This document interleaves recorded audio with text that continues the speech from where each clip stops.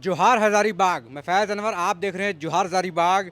जयराम महतो की पार्टी जेबी केसेस अब जो जेल केम के नाम से ज़्यादा जानी जाती है, क्योंकि संजय मेहता ने भी एक अपनी पार्टी बना ली है जेबी केसेस। इसीलिए जेबी केसेस के जो कार्यकर्ता पहले थे वो अब अवॉइड कर रहे हैं जेबी केसेस बोलने के लिए। इसीलिए मैं बोलूँगा जेल केम जो है पार्टी झारखंड की नई पार्टी बनी जयराम महतो के नेतृत्व में। और विधानसभा चुनाव आने से सबसे पहले जो है कैंडिडेट्स का नाम जो है एमएलए प्रत्याशी का नाम इन्होंने निकाल दिया गया और रिटन हैंड राइटिंग में निकाला है, ताकि लोग जो है कॉपी पेस्ट करके व्हाट्सएप में वायरल ना कर दे, सोशल मीडिया में ना डाल दें। पहले लोकसभा चुनाव में जेबी केसेस ने सबसे लास्ट में प्रत्याशियों का नाम निकाला था, तो लोग कह रहे थे ये पार्टी नई है, एक्सपीरियंस नहीं है। लेकिन इस बार विधानसभा में लगता है पूरी तैयारी से उतर रहे हैं। मेरे साथ राजदेश रतन जी हैं, जो राजधनवार से हो सकता है जेबी केसेस से विधानसभा प्रत्याशी बनेंगे ना? अब ये तो पार्टी का अपना डिसीजन होता है, कोर कमेटी है हम लोगों का। बिल्कुल। तो राजदेश जी ये बताइए, आज जो फैसला आया है 6 विधानसभा से आप लोगों ने घोषित कर दिया गया, बहुत अर्ली, सबसे पहले क्या प्लानिंग है? देखिए, सबसे पहले तो आपको हम धन्यवाद करेंगे और साथ में आप जितने भी जौहार हज़ारीबाग देखने वाले लोग हैं, सभी लोगों को हम झारखंडी जौहार करते हैं। हम लोगों ने, आपने सही कहा कि हम लोग लोकसभा में थोड़ा-सा देर किए थे, चूँकि हम लोग एक डायलेमा में थे, ये सच्चाई है। हम लोग शुरुआती दौर में मात्र 3 सीटों पर ही चुनाव लड़ना चाहते थे। बाद में ये निर्णय लिया गया कि नहीं, हम लोग 8 सीट पर जो है चुनाव लड़ेंगे। तो थोड़ा-सा देर हुआ था। अभी हम लोग इस बात को मान के चल रहे हैं कि विधानसभा का जो एजेंडा है, मुद्दा है, वो लोकसभा से बहुत अलग है।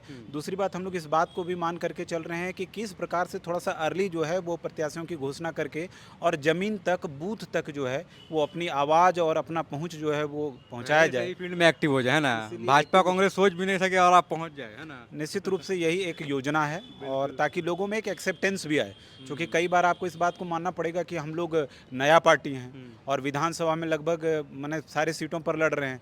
तो एक एक्सेप्टेंस के लिए क्या होता है ना, हम लोग पढ़ते हैं कि जब आप किसी चीज़ को लॉन्च करते हैं तो लोग उसको रिजेक्ट करते हैं, फिर उसमें सब्साइड करते हैं, लास्ट में एक्सेप्ट करते हैं। तो हम लोगों ने मैनेजमेंट वाला आप बात बता रहे तो हैं हम लोग इस बात को मान करके चल रहे हैं कि लोग हम लोगों को एक्सेप्ट ही बढ़िया से करें और हमारे बारे में जानें, यही कारण है। ठीक है। तो अभी जो 6 सीटों पे घोषित किया है जयराम महतो की पार्टी ने, जेएल केम ने, वो है डुमरी, जमुआ, राजमहल, तमाड़, सरायकेला, छतरपुर। इन 6 सीटों पे अनाउंस किया, जिसमें 2 सीट एसटी है, 2 सीट एससी है और 2 जनरल सीट है। और इसमें आपको बता दें कि डुमरी से जयराम महतो खुद लड़ेंगे चुनाव, जमुआ से रोहित कुमार दास है, राजमहल से मोतीलाल सरकार हैं, तमाड़ से दयामंती मुंडा हैं, सरायकेला से प्रेम मार्डी हैं और छतरपुर से प्रीति राज है। तो ये पहली लिस्ट में। खैर, जयराम महतो के बारे में तो हम लोग उतना बात नहीं करेंगे, क्योंकि सब लोग जान रहे हैं डुमरी से वो लड़ने वाले थे, ये लगभग कंफर्म था। आप ये बताइए, जमुआ से जिसे दिया गया, आप क्योंकि राजधनवार में रहते हैं, जमुआ नज़दीक है, वहाँ से रोहित कुमार दास के बारे में थोड़ा जानना चाहेंगे। कैसे कैंडिडेट है, कैसे इनको टिकट मिल गया, वहाँ से कितने प्रत्याशियों ने फॉर्म भरा था? देखिए, जमुआ से जो है वो 3 प्रत्याशियों ने फॉर्म भरा था। उसमें से जो है वो रोहित दास इसलिए उनको चयन किया गया, क्योंकि हम लोग आज भी आपके इस कैमरे के सामने इस बात को बहुत मजबूती के साथ रख रहे हैं कि जो हमारे प्रत्याशी पुराने हैं, जो हमारे पुराने साथी हैं, जो संगठन में सतत मतलब पिछले 2 साल से 2.5 साल से संघर्ष कर रहे हैं, उन लोगों को पहला प्रायोरिटी दिया जाएगा। रोहित कुमार दास जो हैं वो लगभग 2 साल से वहाँ पर लगातार संघर्ष कर रहे थे। हमारी पार्टी की विचारधारा जो है जन जन तक पहुँचाने का काम कर रहे थे, बूथ तक लोगों को जोड़ रहे थे, तो कहीं कोई संशय नहीं था। दूसरी बात आपको बताना चाहते हैं प्रेम मार्डी साहब के बारे में। प्रेम मार्डी साहब जो है वो हाल में 6 महीने का जेल जो है उनको हुआ था। अच्छा। और जेल के बाद जो है वो वापस आए हैं इसी आंदोलन के ड्यूरेशन में। तो और दूसरा कोई वहाँ पे पैरेलल कैंडिडेट हम लोगों के पास सरायकेला था। मतलब वहाँ पूर्व मुख्यमंत्री चंपई सोरेन से पड़ सकता है पाला। निश्चित रूप से हम लोगों मतलब को कड़ी टक्कर होगी वहाँ पूरी पे। पूरी तरह से, और जिस तरह का आवाम और लोगों में रुझान है इस तरह को देख करके, चूंकि वो जमीन पर काम किए हैं, तो वो भी आप उनको जो है एक बढ़िया मजबूत प्रत्याशी के रूप में देख रहे हैं। दमयंती दी जो हम लोगों की हैं, वो हमारी महिला से। केंद्रीय अध्यक्ष हैं, इसलिए उसमें भी किसी तरह का कोई संशय नहीं है। आपको नट सेल में ये बात बताना चाहते हैं कि 6 जो प्रत्याशी आज आप देख रहे हैं लिस्ट में, ये सारे हमारे पुराने साथी हैं और जेबी केएसएस के आंदोलन के दिनों से ही संघर्षरत हैं हम लोगों के साथ। इसीलिए नए लोगों को जो है वो आप नहीं देख पा रहे हैं इस सूची में। मतलब जो लोग संघर्ष कर रहे थे, जो शुरू से जेबी केसेस जेएल केम से जुड़े हुए थे, उनको जयराम महतो ने महत्व दिया है। आप पहले से जुड़े हुए हैं इससे? हम तो बहुत पहले से ही हैं। हम तो आपको बताना चाहते हैं कि हम लोग जब भाषा आंदोलन हुआ था और उस समय जब मैंने क्या कहते हैं वॉक एक आया था कि हम लोगों को पैदल पदयात्रा करके रांची राजभवन की ओर जाना था, उस समय जयराम जी का भी राइज नहीं हुआ था। अच्छा। ये सच है। हाँ। आपको बताना चाहते हैं उस समय जयराम जी का राइज नहीं हुआ था और कई लोग भी थे, उसमें जयराम जी भी एक थे और हम पर्सनल तौर पर उन समय उनको नहीं जानते थे। उसके बाद जब वो पदयात्रा हुआ तो फिर डुमरी में एक सभा हुई थी अच्छा। और उस डुमरी जहाँ के से वो वायरल हुए यहाँ वो। से वो वायरल हाँ, हुए, हाँ। तो फिर हम लोग जानने लगे। तो हम लोग उसी समय से हैं। ये जो आपका हम लोगों का अधिवेशन प्रथम अधिवेशन हुआ था, उसके पहले ही वाटर बोर्ड में हम लोगों की बैठक हुई थी, हम भी वहाँ पर उपस्थित थे। आज भी सारी तस्वीरें और वीडियो हैं। तो ये जितने भी साथी देख रहे हैं, ये लगभग साथी उसी समय से हम लोगों के साथ जुड़े हुए हैं। तो देख सकते हैं 6 विधानसभा का जो है अनाउंसमेंट जेएलकेएम ने सबसे पहले कर दिया है। आज 3 अक्टूबर का डेट है और ये केंद्रीय महासचिव, केंद्रीय अध्यक्ष, सचिव सबकी तरफ से आ गया है, ऑफिशियली आ गया है जेएलकेएम से कि 6 कैंडिडेट जो हैं विधानसभा चुनाव कहाँ कहाँ से लड़ेंगे, जो नाम हम लोग बता रहे थे।